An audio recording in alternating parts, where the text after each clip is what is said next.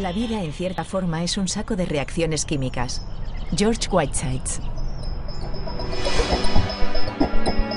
Comprender lo verdaderamente pequeño puede ser una buena vía para predecir lo verdaderamente grande. La química, como disciplina de lo pequeño, ha de ayudarnos a descifrar el misterio de la vida, pero también a descubrir nuevos materiales, a diseñar nuevas formas de obtener energía y a simplificar los tratamientos médicos. Investigadores como George Whitesides han sentado las bases para la próxima revolución que han de protagonizar la química y sus tecnologías. Eduardo Punset visitó a este premio Príncipe de Asturias en su laboratorio de Harvard, donde la curiosidad y el placer de la búsqueda son el combustible del equipo.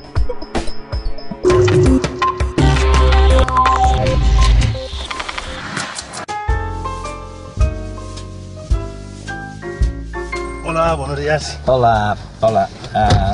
¿Dónde vamos? Al foro, por favor. Ah, está cerca. Esto Sí. está muy cerca por aquí. Vamos a poner esto, pues nada, vamos para allá. Venga, vamos para allá. Es curioso porque... Vamos, yo sé cómo ir, pero voy a poner el GPS por si acaso, de todas maneras. Porque siempre me acuerdo de un científico, un físico amigo, que me decía... Eduardo, y es un tío que tenía una razón como un templo. Me dijo, Eduardo, realmente es muy curioso, pero la historia de la civilización es la historia de la automatización progresiva de los mecanismos industriales, agrícolas, o como ese, el del GPS. O sea que realmente la tecnología, yo no sé de dónde le viene a la gente esta cosa antitecnológica que creen que es antihumano. No lo creerá usted. No sé, pero no podemos estar así como siempre ¿Ves? pendientes de Pero los aparatos. ¿No? Pero me hacéis reír, oye, si estamos vivos gracias a la tecnología. El mundo en el que vivimos no es igual que hace un siglo, ni medio, ni tan solo 5 años. El mundo avanza y surgen nuevos y complejos problemas que cada vez más requieren una aproximación desde diferentes disciplinas. El profesor de química George Whitesides y su grupo de investigación de la Universidad de Harvard son un buen ejemplo de cómo la ciencia actual tiende a borrar fronteras entre ámbitos.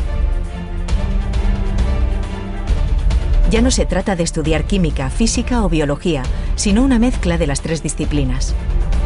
La unidad de Whitesides está formada por químicos, biólogos, ingenieros, físicos, informáticos, que aplican las ciencias físicas a la biología y al estudio de materiales. Parten de cuestiones de ciencia básica e intentan entenderlas para luego averiguar cómo aplicarlas y construir prototipos.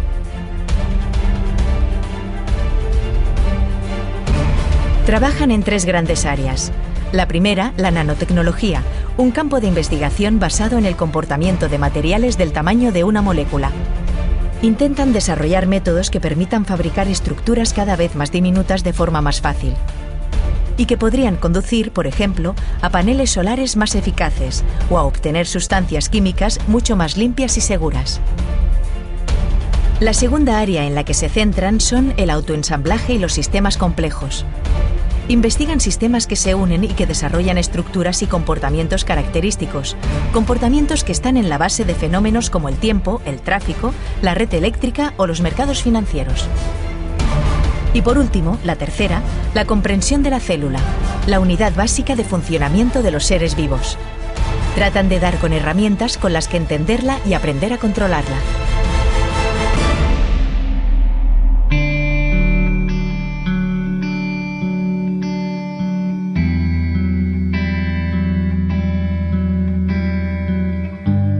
Bueno, en la química de la vida este es un programa fascinante en el que les vamos a contar cantidad de cosas que en la escuela no se las descubrieron y se las debieron haber descubierto. La primera es por qué estamos camino de poder volver como las cianobacterias hace más de 2000 millones de años, vivir del aire, es decir, vivir sin depredar a los demás. Hablaremos de la fotosíntesis y de la fotosíntesis sintética, que es lo que ellas inventaron, pero aplicado a la energía. Y luego veremos si de verdad vamos hacia un mundo en el que la electricidad llegará a nuestras casas sin cables.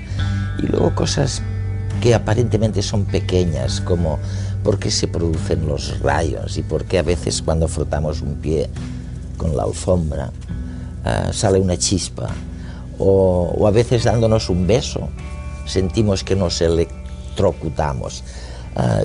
George, sabemos tantas cosas gracias a químicos como tú. Pero hay tantas otras cosas de las que no sabemos nada todavía. Básicamente, no sabemos demasiado sobre nada, de modo que podemos empezar por ahí. Sí, pero déjame preguntarte por una cosa sobre la que has reflexionado mucho. Dijiste que la vida es una mezcla espontánea de moléculas que de repente empezaron a replicarse. ¿Sabemos algo más de estos orígenes de la vida? Me preguntas algo fantástico, el origen de la vida. Y lo que sabemos es que hace 4.300 millones de años que estamos en la Tierra. En aquel tiempo no había oxígeno en la atmósfera, pero sí muchas cosas orgánicas, muchos compuestos orgánicos, esencialmente alquitranes y moléculas basura. Probablemente la superficie estaba compuesta fundamentalmente de agua y en un momento dado no tenemos ni idea de cómo ocurrió. Nació la vida. Tomemos un ejemplo práctico. Si cogemos una taza de café, le ponemos leche y la mezclamos, obtenemos algo más desordenado. Pero lo que ocurrió fue justo lo contrario. Lo que sucedió fue como si... Más orden. Fue como si la taza de café y la leche de forma espontánea dieran lugar a dos cosas separadas, café y leche. Pero es lo contrario de la experiencia humana. La experiencia nos dice que las cosas se vuelven más desordenadas y no más ordenadas, y sin embargo, de ese lodo que cubría la tierra surgió algo que fueron las primeras formas de vida. Y en esas formas de vida primitiva, parece que ocurrió algo que creo que llamáis autoensamblaje. Cosas muy sencillas que empezaron a mezclarse con otras cosas, que las volvieron más complicadas, más sofisticadas, se autoensamblaron. Y eso hizo que se complicaran bastante más las cosas. Algo muy interesante debió de ocurrir al principio cuando nada estaba vivo y empezó a crear algo con vida. De modo que una de las palabras que utilizamos es autoensamblaje. Se trata de la unión espontánea de las moléculas para crear algo. Lo vemos constantemente. Un copo de nieve es la unión de moléculas de agua, y un cristal de azúcar que procede de una solución concentrada de azúcar forma un cristal precioso y ordenado a partir de algo que está desordenado. Hay muchísimas cosas que pueden autoensamblarse, pero la idea de autoensamblar algo tan complicado como la vida, realmente no sabemos cómo funciona. Cada mañana, al levantarnos, nos miramos en el espejo y vemos un ser humano, quizás con ojeras de dormir poco, con más o menos arrugas, un par de ojos, una boca, una nariz y lleno de percepciones, ideas y expectativas. Pero si pudiéramos acercarnos más y más a esa imagen hasta colocarnos en las partes más pequeñas de las que se compone, veríamos que en realidad somos un conjunto de reacciones químicas.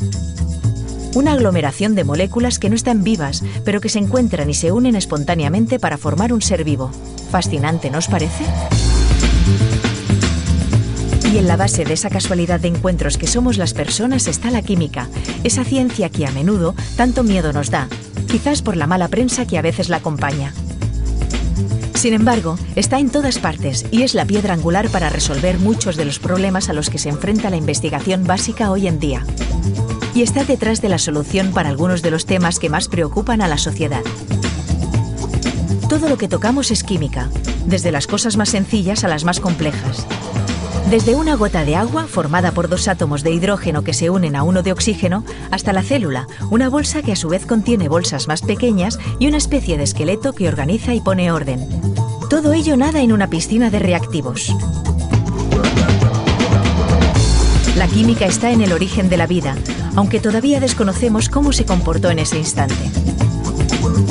Pero también está detrás del combustible que le echamos al coche para ir al trabajo, de las células solares que instalamos en el tejado para captar la energía del sol, de los medicamentos, las pilas, de las botellas de plástico y de buena parte de la ropa que llevamos. Incluso una buena salsa casera es pura química.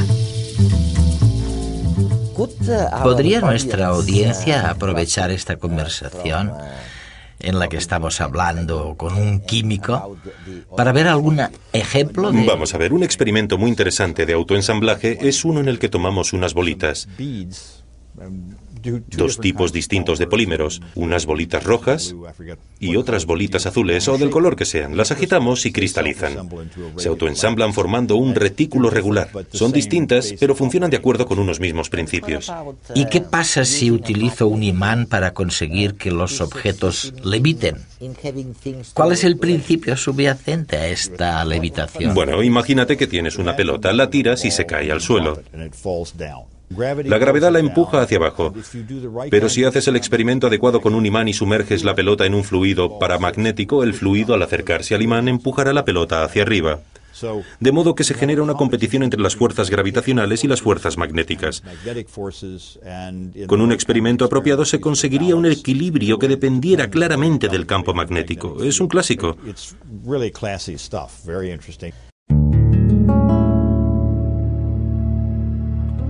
Vamos a aprovechar que estamos en la Facultad de Química de Boston, al lado del MIT, para ver una serie de experimentos que nos muestran lo que puede ser el futuro y nuestra manera de reaccionar cuando nos hemos enfrentado a un problema. Trabajo con levitaciones magnéticas y básicamente estas son nuestras herramientas. Tenemos dos imanes permanentes que están uno frente al otro para que se repelan, ya que tienen polos opuestos. Esto nos permite hacer levitar objetos porque son diamagnéticos. Cosas con las que nos topamos cada día como el ADN, las proteínas, la mayoría de los polímeros, la mayoría de los plásticos son diamagnéticos. De modo que podemos hacer que leviten si los metemos en un fluido paramagnético, como el cloruro de manganeso. Aquí tengo 3 bolitas distintas en el fondo de una probeta llena de cloruro de manganeso. Las bolitas se hunden porque son más densas que el fluido en el que se encuentran sumergidas. Se hunden porque son más densas. O sea que se van para abajo. Cuando las coloco en este aparato, consigo que las bolitas leviten. Y levitan hasta una posición determinada por su densidad. De modo que las más densas levitan menos. Se hunden ante la ausencia de un campo magnético. Y cuando las ponemos en el campo magnético, levitan. De hecho, tengo otra demo para vosotros, con la que mostraros el autoensamblaje mediante esta técnica. Se trata de la misma probeta con cloruro de manganeso, la misma que antes. Y voy a poner 2 bolitas distintas en la solución. Bolitas de nilón y bolitas de acrílico. Nilón y acrílico. Sí, y tienen una densidad distinta. O sea, tenemos dos tipos de bolitas, unas de acrílico y otras de nilón, que de momento, como son más densas que el líquido, se han ido al fondo. Ahora vamos a ver qué ocurre cuando las ponemos en un campo magnético. Empiezan a subir, se separan y se juntan.